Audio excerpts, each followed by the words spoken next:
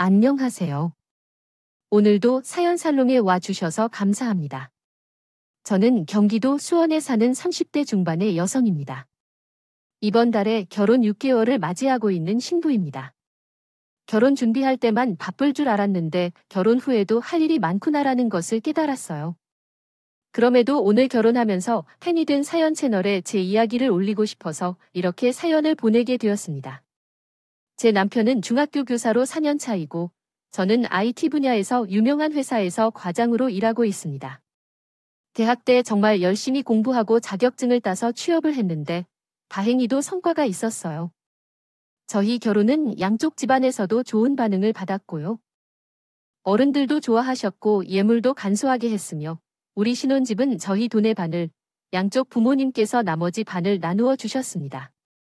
정말 이렇게 매끄럽게 진행되는 결혼은 거의 못 봤다는 말을 들으면서 순조롭게 결혼을 준비했는데 그런 저에게도 결혼을 깨고 싶었던 순간이 있었어요. 남편의 형인 아주버님과의 동서 때문에요. 시부모님께서는 온화하시면서 다른 사람들에게 예의를 잘 지키시는 분들이시고 저희 친정 부모님과도 처음부터 마음이 잘 맞았어요. 사돈 사이가 아닌 어디 친모 모임에서 만난 친구들 같았거든요. 지금도 서로 연락하며 잘 지내고 있습니다. 아마도 시부모님, 특히 시어머니가 저를 힘들게 했다면 결혼 생활은 정말 깨질지도 모르겠어요. 아버님과 다 문제는 있지만 요즘은 아버님의 시댁과 시구가 조금 다르긴 해도 크게 선을 넘는 느낌은 아닌데 옆에서 동서가 부축하는 사람이 좀 이상해지고 있어요. 그럼 지금부터 본격적으로 그 이야기를 해볼게요. 제 남편과 저는 지인을 통해 만나서 2년 반 정도 연애를 했어요. 저희는 우스갯소리로 잘 맞는다며 바쁜 때도 자주 만났지만 가족끼리 소개하거나 왕래는 없었어요. 제가 남편이 앞으로 어떻게 될지 모르더라도 부당행동은 하지 말자고 생각해요. 그렇게 했다면 그것 또한 서로 마음이 맞아서 우리들은 참 좋았어요. 결국에는 저든 남편이든 헤어지지 않을 것 같아 결혼 이야기가 나왔고 우연히 그날 저녁을 함께 먹으러 가다 길에서 시어머니를 만났어요.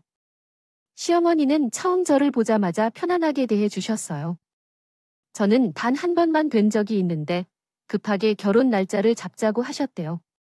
성미야, 우리 엄마 난리다. 내가 정말 마음에 들었나 봐. 혼수 고객이고 복잡하게 생각할 필요 없이 빨리 하자고 하시네. 우리 나이가 어린 것은 아니니까 더 그러신 것 같아. 옛말에 횃불도 단김에 빼야 한다더라. 우리 결혼 얼른 해버리자. 그래, 결혼하기로 마음을 먹었는데 질질 끄는 게 어떡해. 낫지 않아.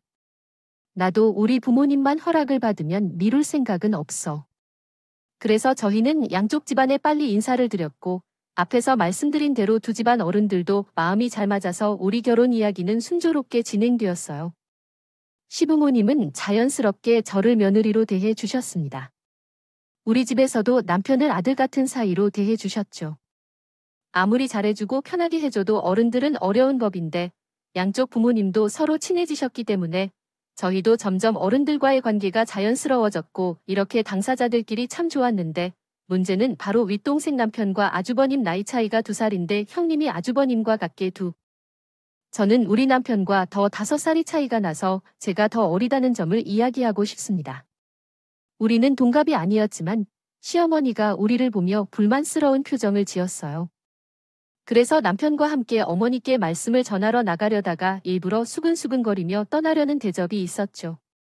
그러나 저는 크게 신경 쓰지 않고 넘어가려 했습니다. 그 후부터 어머니는 저에게 좋은 말을 해주면서도 옆에서 항상 딴지를 걸고 뒤었어요. 저랑 남편이 동갑이라고 해서 서로를 더 잘 이해하고 편하게 지낸다는 점을 이야기하자마자 어머니는 그렇지 않아요. 이해하는데 나이가 관련이 없어요. 여성들이 더 빨리 이해하는 경우가 많은데요. 그래서 여자는 아이가 어리기 때문에 아이와 함께 살아가는 게 자연스럽죠. 도련님이세요?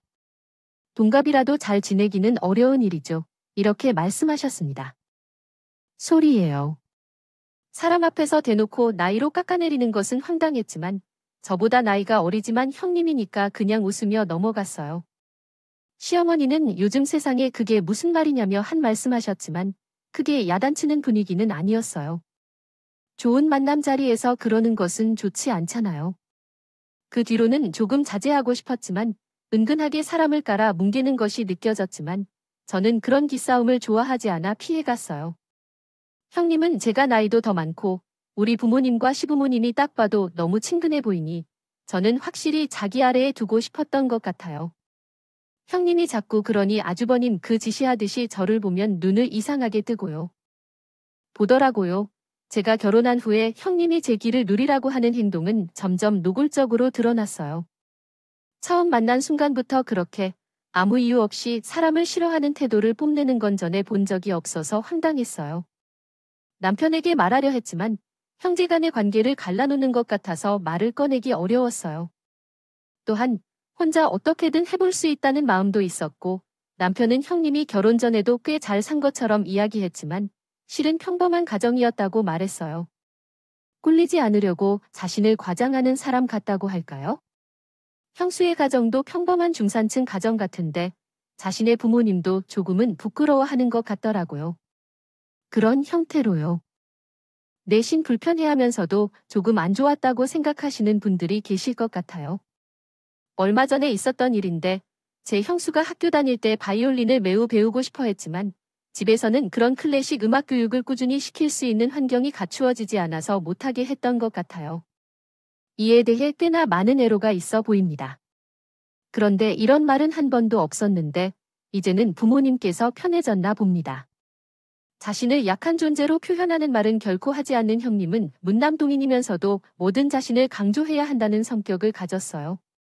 결혼할 때 형님 부모님도 그런 걱정의 말씀을 하셨다고 해요. 형님은 부모님이 자기를 이상한 사람으로 만들었다고 매우 싫어했고 아주버님과 골프 모임에서 만나기로 했다는데 형님이 굉장히 적극적이셨어요. 아주버님께서는 어떤 부분에서는 대답했던데요. 다른 사람들에게 칭찬을 받거나 좋은 말을 하면 쉽게 넘어가는 모습이 있을 거라고 생각합니다. 그렇지만 시부모님께서는 자녀들의 배우자에 대해 칭찬이나 비판하는 사람들이 아니라 우리 자녀라고 품어주셨다고 합니다.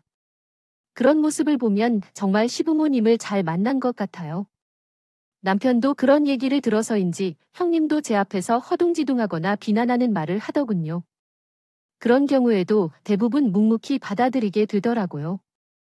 어쨌든 어려운 동생을 만났다고 생각했지만 시부모님께서는 쉽지 않은 일이겠지만 어떻게 해결하고자 하시느냐고 물었을 때 긍정적으로 생각했습니다. 형님은 처음에도 반말로 다가왔어요. 아주버님 부부와 우리 커플이 결혼하기 전 만나왔을 때 둘만 결혼한다면 도련님 김성라라고 했어요. 미씨. 내가 말 놔도 괜찮겠죠?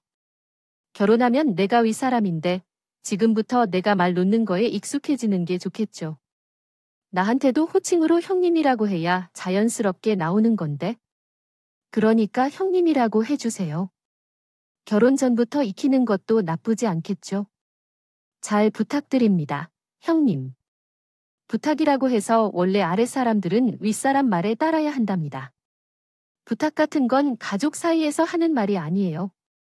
내가 하는 말만 잘 들으면 문제 없을 거예요. 처음부터 눈을 치켜뜨고 제게 바로 말하는데 솔직히 좀 당황스러웠어요. 남편도 결혼도 안 했고 처음부터요. 만남했는데 그렇게 정하며 좋은 말로 형님이 한테 언지를 주었어요. 아주버님은 피식피식 웃으며 형님이 무슨 말을 할 때마다 고개를 끄덕이는 것을 보며 우리 부부가 형님 부부랑 사이가 좋기가 힘들 것 같다고 예상했어요. 그런데 형님은 그렇다는데도 아주버님이 남편이나 시부모님하고 결이 너무 다른 것이 신기했어요. 큰 아들이라 어릴 때 부모님이 좀 오냐오냐 하셨다고 들었는데 그 때문인지 원래 타고난 성격이 혼자만 그런 것인지 헷갈렸어요. 시부모님은 어느 정도 좋은 분이셨나 하면 우리가 시댁에 가도 요리를 하거나 식사를 차리지 않으셨어요. 부엌에 들어가서 뭔가 하려고 하면 대략 아래와 같이 말씀하셨던 거죠. 아 맞아. 주중에 계속 회사에서 힘들게 일하고 왔을 텐데 여기까지 와서 또 일하면 안 되지. 며느리도 자식이고 우리가 해주는 대로 편하게 먹어. 설거지는 저가 할게. 어머니, 알겠어. 전 그럼 수저랑 락을 단 둘이 하는 게 좋으니. 어머니는 우리가 갈 때마다 내가 좋아하는 음식을 기억해서 손수 요리해 주셨어. 지금도 그래? 그래서 밥 다 먹고 형님과 나 설거지를 하면 어머니께서 형님이 옷을 잡아당겨 자리에 앉게 만드셨대요. 그럼 형님이 자연스럽게 앉아서 그 정도는 혼자 해도라고 했어. 오빠가 핸드폰으로 무엇을 좀 검색해 달라고 하네. 물을 여기저기 튀기지 말고 설거지다 하면 싱크대도 싹 닦아놔야 돼. 물을 남기지 말고. 그렇지 않으면 시어머니님께서 형님께 한마디 하셨어요. 그렇게 앉아서 말만 하지 말고 같이 해. 결혼하고 얼마 안 돼서 낯선 집에서 일하려면 어색하잖아. 그러지 말고 내가 직접 보여주면 되잖아. 어머니님, 언제까지 남의 집처럼 쭈뼛거려야 되겠어요? 몇 번 하다 보면 금방 나아져요. 제가 동서보리차를 있어요. 어떻게 나란히 서서 일을 해요? 아니, 그러면 나는 뭐냐? 나는 내 앞에서도 혼자 일했는데 난 며느리 사이에 차등을 두고요. 쉽지 않지만 혼자 밥상을 차리는 걸 선호하거든. 너는 윗사람이니까 작은 아이 혼자 설거지를 시키는 건 좀 그렇지 않을까? 어머니 혼자 식사 차리는 게 힘들었으면 미리 말씀을 하시든가. 이제 와서 이렇게 말씀하시니 당황스러워. 저는 집안의 윗사람으로서 질서를 유지하고 싶은데 어머니가 제대로 유지를 해주지 않으면 저는 어떻게 해야 할까요? 그래도 제가 이 집에 2년 먼저 왔는데 너무하는 거 아닌가 싶어. 그걸 보고 있던 남편이 참지 못하고 끼어들었어. 형수님, 엄마가 그런 뜻으로 말씀하신 게 아니잖아. 혼자 설거지는 괜찮아요. 혼자 해도 돼요.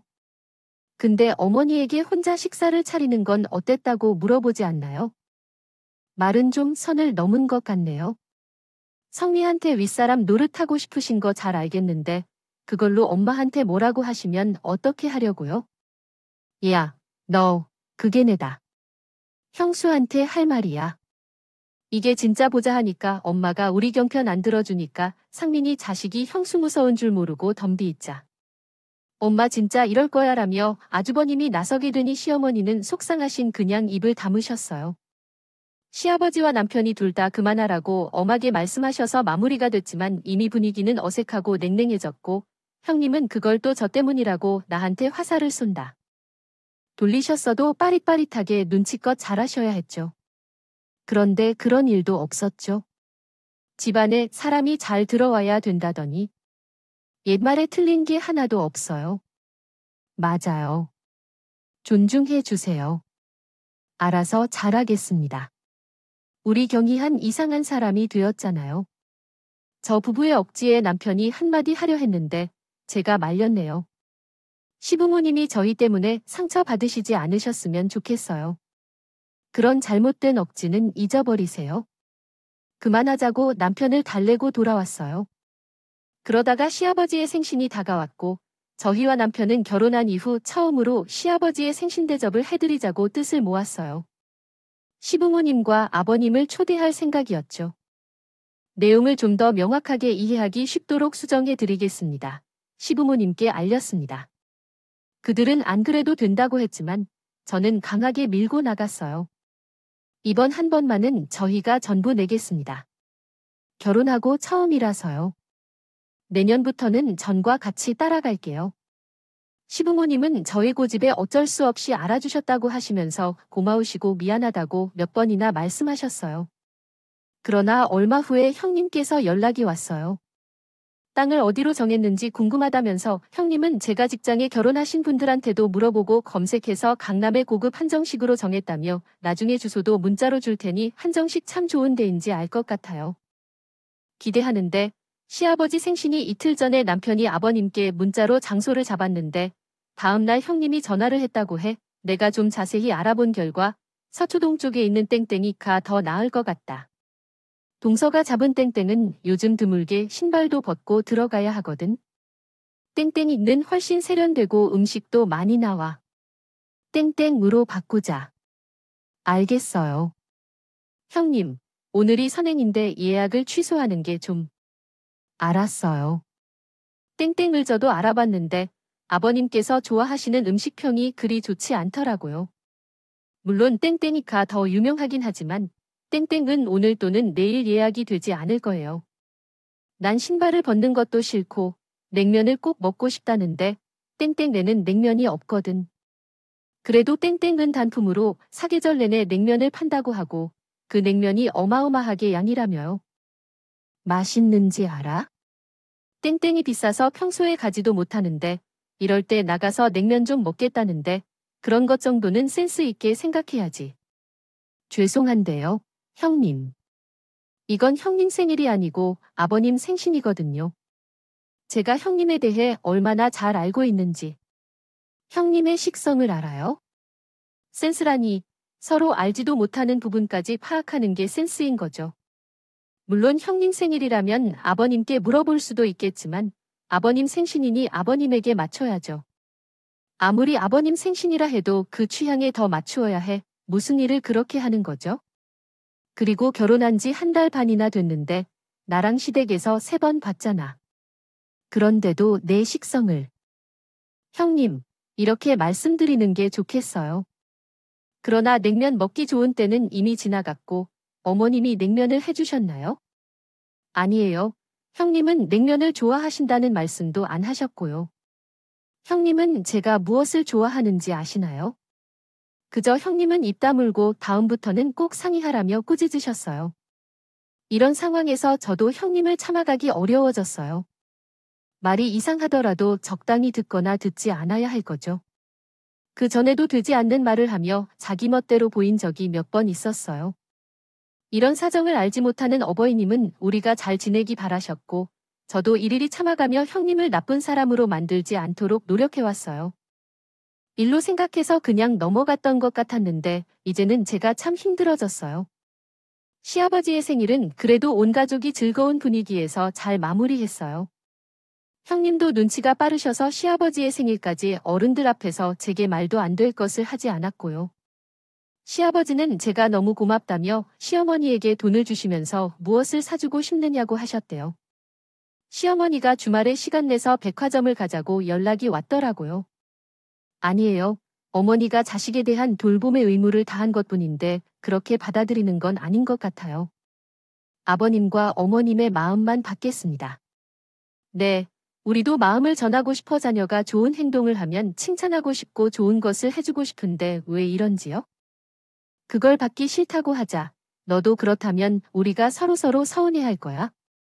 그렇게 뜻하지 않게 시어머니와의 데이트 약속을 잡았는데 남편은 웃으면서 나에게 잘 다녀와 당부했어.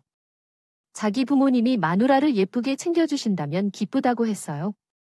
시어머니는 점심도 맛있게 챙겨주시고 비싼 화장품과 아름다운 가방을 선물해 주셨어요. 그래서 저는 시어머니께서 그냥 집에 들어가셔서 안 되겠다고 생각해 두 분을 위해 고급한 것과 떡을 사드렸어요. 이렇게 좋은 시어머니와의 관계는 참으로 행복했지만 아버지와 형제들은 제어가 미흡해서 좀 안타깝어요. 특히 시어머니는 처음에 형이 설거지를 하고 잔소리할 때마다 당신이 한 말을 통하여 시인의 어머니가 시끄러운 성격을 가지고 있어서 커지는 일에 대해 싫어하는 것, 어릴 적부터 돌보아주는 일에 대해 남편이 언급하였으며 이에 관하여 모두가 마음에 들지 않을 수 있는 것에 대해 이야기를 하였습니다. 또한 시어머니와의 관계가 그저 감사해야 할 정도였다고 느꼈지만 마음속에 쌓이며 스트레스를 일으키는 일들이 있었다는 것을 전달하고 있습니다. 마지막으로 남편도 형님 때문에 답답한 부분이 있었고 이로 인해 분노를 일으킨 적도 있던 것으로 이해됩니다. 주중에는 회사 업무 때문에 바쁜데 전화를 받자마자 갑자기 이렇게 말하더라고요. 오늘 반차를 내고 고향으로 좀 가봐야겠어요. 꼭 해야 하는 일이 있으면 어머니, 아버지는 어떤 일 있으세요? 제게는 아무 말씀 없으셨네요. 그래서 내가 이렇게 말하고 있는데 헛소리 그만하고 얼른 돌아와 주세요. 제 마지막 말에 갑자기 속상해지더라고요. 어머니, 아버님께 아무 말씀 없는데 제가 가야 하는 이유를 모르겠네요. 무슨 일인지 알려주시지 않는데요. 맞아요. 회사가 바빠요. 잘 돌아가는 회사에 다니고 있어서 유리한 입장에 있다고 생각하네요. 동서는 알아요. 그렇게 하면 좋지 않아? 사람을 속으로 깔보면서 자기가 좋은 회사에 다니고 있다고 딴 사람보다 뛰어나다고 생각해요. 힘을 주는 건 아니었어요. 그 회사는 동서 얘기였죠. 안 돌아가는데 동서가 그렇게 중요한 사람이에요? 동서는 정치 집안의 며느리예요. 그러면 며느리로서 도리를 지켜야 해요. 윗사람이 하는 말에 그렇게 따뜻하게 대답하면서 말만 할 거예요. 당장 이렇게 안 하면 가만 있지 않을 거예요. 형님은 화를 버럭 내며 전화를 끊었고 저 역시 화가 많이 났어서 씩씩거리며 남편한테 문자를 보냈어요. 남편은 왜 저를 불러서 하는지 의문을 표현했어요. 그리고 그래서 당장 조퇴하고 시댁으로 와달라고 요청했거나 가만 있지 않겠다고 했어요. 제가 평소에는 둥글둥글하게 대하지만 일단 화가 나면 상황이 달라진다는 걸 아는 편이었어요. 그래서 진정하라고 하며 이야기를 마무리했어요. 가겠다고 했었어요. 저도 처음에 형님께서 왜 그러는지 알아보려고 시댁에 갔었는데 시부모님도 안 계신 거실에 절인 배추 박스를 들여놓고 김장할 준비를 해놓지 않았겠죠. 시어머니가 얼마 전에 분명히 이제부터 김장 직접 안 하고 사 먹는다고 말씀하셨기 때문에 이 상황은 형님이 벌인 거겠지요. 시어머니가 없다는 게 맞더라고요. 형님은 제가 거실에 들어서자마자 저한테 고무장갑과 앞치마를 던지듯이 건네어 뭐 하고 섰어? 얼른 들어와서 담고 이거 내가 배추 시켰는데 20만 원 들었거든. 나한테 바로 그거부터 채하고 시작해. 이런 거 다 새로 들어온 며느리가 하는 거니까 잘해. 저번에 어머님이 분명히 이제 김장 안 한다고 하셨는데요. 근데 어머님 아버님도 없는 집에서 형님이 왜 이런 일을 벌려요? 내가 동서 너무 집안일을 모르는 것 같아서 이참에 김장하면서 우리 집안 입맛에도 좀 더 관심을 기울이고 일도 익히라는 뜻이야? 그리고 어머니가 정말 김장을 안 하고 싶어서 그러겠어? 다 동서가 일을 못하게 생겼다고 나만 시키기 미안해서 그러셨겠지. 이거 내가 동서 점수 딸 기회 만들어주는 거야? 그럼 왜 그걸 아버님 어머님도 없을 때 해야 되는데요? 두 분은 어디 가셨어요? 두 분 오늘 침묵해 가셨어. 좀 늦으실 거니까 동서가 김장 담글 시간은 충분해. 그리고 이런 일은 당사자들 없을 때 해야 되는 거지.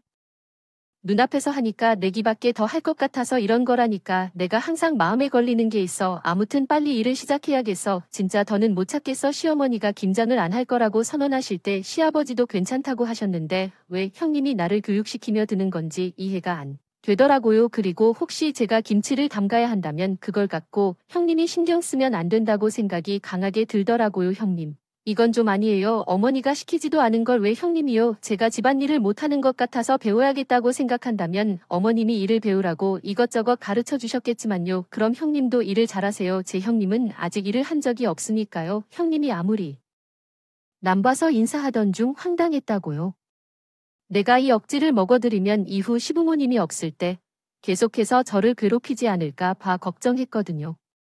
그때 남편이 방에 들어와서 거실에 있는 배추, 고추와 물을 보더니 놀랐다고 합니다. 휘둥그레져 있던 저는 그 자리에서 배추박을 현관 쪽으로 패대기를 치기 시작했어요. 그리고 고춧가루 봉지를 커다란 대화 모양의 그릇에 다 탈탈 집어넣고 현관 앞으로 끌고 갔죠. 그러자 남편과 형님이 놀라서 저를 말리더군요. 동서, 지금 뭐 하는 거니? 고춧가루를 왜 저렇게 가져가?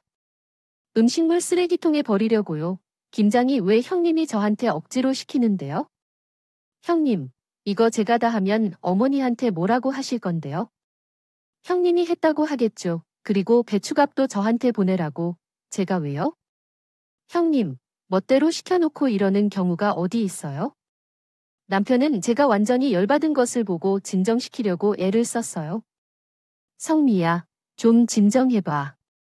우리 냉철하게 생각해보자. 나는 이미 충분히 성숙했다. 냉정하게 해야 할 일은 따로 있다. 지금까지 그렇게 해서 무엇이 나아졌나? 상민 씨도 지켜보고 계시잖아. 내가 그렇게 한다 해도 형님은 어떻게 다루실지, 시부모님께 미움을 받고 상민 씨와 이혼한다 해도 이런 방식으로는 더 이상 살 수 없어. 미친 듯이 바쁘니까 죽은 상아 불러다 놓고 시댁에서 시키지도 않은 일을 당장 해내라니. 나는 무슨 조선시대 며느리야? 저는 고춧가루나 문어가시 같은 재료들도 아니고요. 형님의 절린 배추처럼 집어 던진 적 없는 모습을 보고 형님은 놀라서 아무 말도 못했고 남편은 바로 아버지께 전화를 돌리더라고요. 당장 이 글에서는 어색하고 잘못된 문법 구조가 사용되었습니다. 다음은 개선된 버전입니다. 하려던 건 지금 바로 이 문제를 해결하는 것이었지만 그때 문이 열리는 소리가 들리자 시부모님이 들어오셨어요. 예상치 못하게 일찍 오신 시부모님을 보고 어떻게 해야 할지 갈피를 못 잡아서 당황스러웠어요. 그들의 앞에 발을 동동 구르며 두 손을 맞잡은 채 있었죠. 시부모님이 잠시 당황해하시며 방과 현관을 둘러봤어요. 그리고 시어머니가 먼저 입을 열었어요. 이게 무슨 일이야? 어떻게 된 거지? 우리가 김장 안 한다 했잖아. 근데 김장 재료들이 다 뭐야? 왜 이렇게 마구 현관에 던져놨어? 이건 무슨 일이야? 설명 좀 해봐 하면서 형님과 남편이 말을 나누기 전에 제가 먼저 말을 꺼내려고 했어요. 제가 말씀드릴게요. 회사가 오늘 이런저런 일로 바빠서 형님이 당장 회사로 오라는 전화가 왔다고요. 그래서 와보니까 이렇게 되어 있었어요. 김장 담그라고 일을 너무 못하는 저를 가르칠 생각이신데요. 그런데 어머님 말씀하신 대로 저번에 김장 안 한다고 하셨잖아요. 제가 윗사람 말도 안 듣고 집안 사람들 입맛도 모르니 좀 배워야 된다고 하시면서 돈까지 제가 전부 계좌 이체하라고 하셔요. 어머님, 아버님 이게 맞다고 보세요. 아무리 윗사람이라고 해도 계속 이런 식으로 다루어져야 하나요? 제가 이것을 바로잡아주지 않으시면 못 살 것 같습니다. 상민 씨와 헤어지지 않아도 여기는 편안히 오실 수 없습니다. 형님, 같아요. 이런 식으로 어머님과 아버님 안 보시는 곳에서 저 많이 힘들게 했거든요. 지금까지 가만히 있었던 건 집안을 시끄럽게 하고 싶지 않았고 저 나름대로 형님께서 윗사람으로 참고 계셨던 겁니다. 그래요. 저한테 자기 나이가 어른이라고 무시한다며 실제로는 형님이 저를 무시하는 처사는 더 못 참을 것 같아요. 그 말에 시어머니와 시아버지가 표정이 변하며 형님을 바라봤어요. 지금 작은 애가 한 말이 사실이냐네 물어봤어요. 아니, 어머니, 제가 어디서 동서 괴롭히려고 했겠어요. 제가 정말 좋은 뜻에서 하려고 했던 건데 제 마음을 몰라주고 이렇게 저를 모두 모멘터라는 게 억울해요. 아, 그래요, 형님. 억울하네요. 그럼 이거 들어주시겠어요? 제가 회사에서 일하다가 형님이 전화로 해주신 대화 내용을 제게 들려줬어요. 저는 통화 녹음 기능을 사용하고 있어서 모든 통화가 자동으로 녹음되는데 이 외에도 형님이 이전에 제게 하신 대화들도 재생해 볼까요? 동생 정말 사람이 이런 식으로 비열할 줄 몰랐네.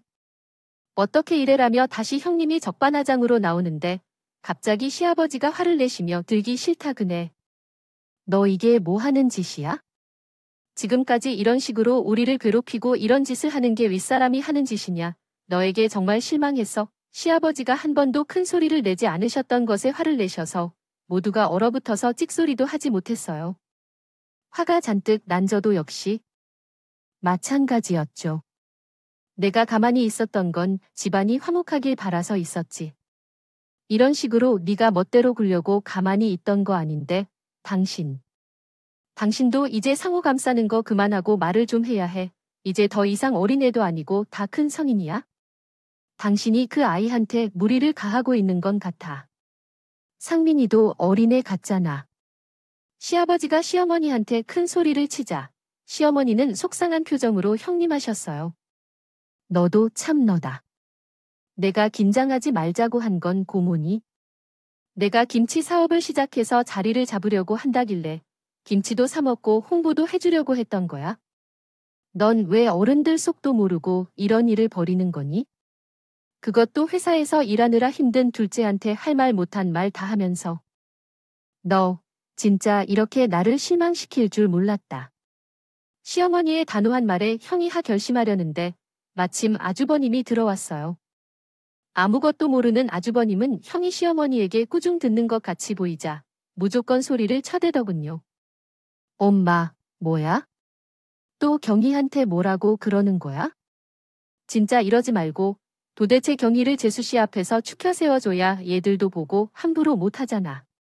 하지만 넌 조용히 해. 누가 누구한테 한투하고 있는데 알지도 못하면서 나설 일도 없어. 너도 앞으로 둘째 내한테 시시껄렁하게 굴지 마라. 이게 다 커서도 우리 집에 오냐, 안 오냐 해주니까. 마누라 단속 하나 못하고 집안 불러일으키고 말이야. 너희만 잘하면 우리 집 시끄러울 게 뭐 있어? 처음부터 애들 꼬리 잡고 기습 제압하려 하지 말아야지. 들고 내가 그것을 몰라서 지금까지 가만히 있었는지 알아요? 너희가 스스로 어른다운 모습을 보여줬으면 좋겠었는데 이렇게 엄마의 기대를 저버리고 아빠에게 혼나게 만들어 누가 우리가 없을 때까지 와서 김장을 했어. 나는 내 가사를 건드리는 걸 싫어해. 너희가 힘들다는 이유로 안 시키기도 하지만 나도 내가 나름대로 규칙이 있어서 다른 사람이 만지는 걸 싫어해. 그게 어떤 이유든 가지고 너는 내 마누라인데 그런 행동을 하는 걸 알았으면 내 마누라를 말리고 그러지 말라고 했어야지. 어디서 그런 큰 소리를 내? 시어머니가 울리는 목소리로 화를 내자 아버지와 형제는 완전히 귀가 무릎에 닿을 지경이었어. 시아버지가 화를 낸 것도 그렇지만 시어머니가 이렇게 나오리라고는 생각하지 못했죠. 두 사람은 미처 생각조차 못했던 일로 보였어요. 그렇게 폭풍 같은 시간이 약간 지나자 다들 조용해졌고 저는 시모님과 사촌할머니께 오늘 있었던 일에 대해 사과를 했어요. 먼저 제가 화를 참지 못하고 가졌던 일로 집안을 엉망으로 만든 것에 죄송합니다. 얼마 전에는 더는 이대로는 안 될 것 같아 극단적인 말도 했었는데요. 마음 상하게 해드렸다면 미안해요. 고춧가루는 제가 다시 사드릴게요. 그리고 이 기회에 어머니께서 가르치신 대로 김치를 담아볼게요. 아니요. 내가 진작에 큰 애로부터 제대로 말을 해야 했어야 했는데 좋은 게 좋은 거라고 조용히 지나갔더니 다 괜찮아질 거라고 방관한 잘못이 크다. 내가 오를 속상했겠지. 시어머니의 말을 따라 남편도 제게 사과했어요. 성민이가 이렇게까지 스트레스를 받는 줄은 미처 몰랐어. 물론 나도 같이 속상하고 화도 났지만 내가 잘 넘어가니 내가 가만히 있어도 되겠다 생각했는데 내가 좀 더 적극적으로 나서서 형과 얘기했어야 했는데 미안해. 나도 아까 너에게 지나친 말한 거 미안해 아버님 죄송합니다. 그러나 아무리 화가 나도 같이 안 살아도 좋다는 말을 하지 마라. 말이 씨가 된다고 좋았던 사이도 멀어질 수 있어. 그렇게 시부모님이 죄를 이해해 주시면서 일은 마무리가 되었어요.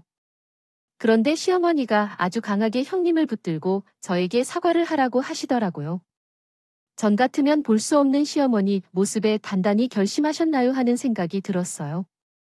들어요. 그 내용은 다음과 같이 수정할 수 있습니다. 들었어요. 그 내가 작은 아이한테 제대로 사과해주지 않으면 나는 널 부르지 않을 거야? 이게 무슨 소리야?